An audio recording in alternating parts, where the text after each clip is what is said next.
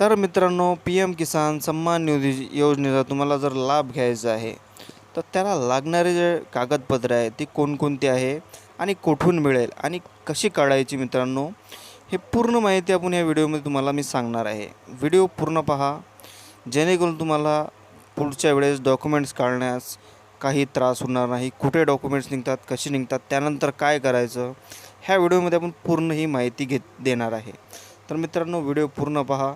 जर तुम्ही चॅनल नवीन असाल तर चॅनलला सबस्क्राईब करा आणि बेल आयकॉन जरूर दाबा आणि एक लाईक जरूर द्या मित्रांनो.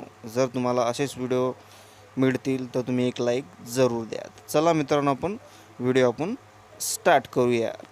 सर्वप्रथम मित्रांनो, आपल्याला लागेल आपल्या जमिनीचा 7/12. तर मित्रांनो, हा 7/12 तुमच्या तलाठी ऑफिस किंवा तहसीलच्या ठिकाणी तुम्हाला मिळून जातो. 30 ते 40 रुपयात तुम्हाला मिळून जातो. त्यानंतर मित्रांनो, दुसरं डॉक्युमेंट्स आहे आपल्या जमिनीचा आर्ट. हा पण तुमच्या तहसीलमध्ये किंवा तुमच्या तलाठी ऑफिसला तुम्हाला सेतू केंद्रात मिळून जाईल. त्यानंतर मित्रांनो, तुम्हाला घ्यायचं आहे आधार कार्ड.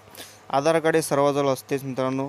तुम्ही त्याची एक झेरॉक्स काढून घ्या आणि याची पण या तिन्ही डॉक्युमेंट्सची झेरॉक्स काढून घ्या आणि एक बंच बनवून घ्या मित्रांनो.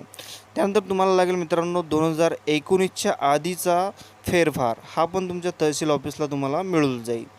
त्यानंतर मित्रांनो, तुम्हाला पण दुसरा पण फेरफार लागतो, तो 19च्या नंतरचा फेरफार लागतो मित्रांनो.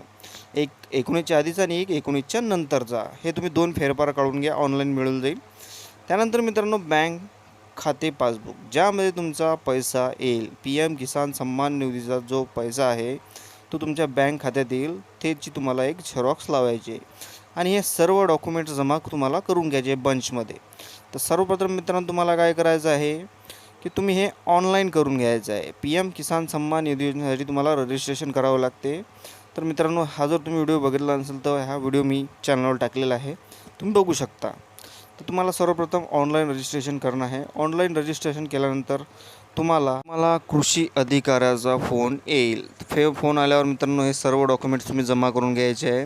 जसं तुम्हाला मी सांगितलं आहे, 7/12/8/2019च्या आधीचा फेरफार, नंतरचा फेरफार 2019चा, बँक पासबुक आणि आधार कार्ड. हे सर्व डॉक्युमेंट्स घेऊन तुम्हाला तुमच्या कृषी अधिकाऱ्याकडे जायचं आहे आणि ते तिथे नेऊन द्यायचं आहे, जेणेकरून तुमची जे पी एम किसान सन्मान निधी योजनेची जो लाभ आहे तुम्हाला लवकरात लवकर हा मिळेल. हे सर्व तुम्ही झेरॉक्स काढायचे आणि त्यांना नेऊन द्यायचं आहे. तर मित्रांनो, सर्वात आधी तुम्हाला ऑनलाईन रजिस्ट्रेशन करायचं आहे. रजिस्ट्रेशन कसं करायचं आहे व्हिडिओ मी यूट्यूबला टाकलेला आहे, तुम्ही ते जाऊन पाहू शकता. मोबाईलद्वारे पण आपण हे करू शकतो. तर कशा प्रकारे करायचं, काय करायचं मित्रांनो, जर तुम्हाला मोबाईलद्वारे येत नसेल तर तुम्ही तहसीलच्या ठिकाणी जाऊन पण हे एखाद्या व्यक्तीच्या हाताने हे करू शकता. तर मित्रांनो, व्हिडिओ कसा वाटला मला जरूर करा, कमेंट करा. तर मित्रांनो, लाईक पण करा. जर तुम्ही चॅनल नवीन असाल तर चॅनलला पण सबस्क्राईब करा. तर भेटूया मित्रांनो पुढच्या व्हिडिओमध्ये. तोपर्यंत जय हिंद, जय महाराष्ट्र, जय विदर्भ मित्रांनो.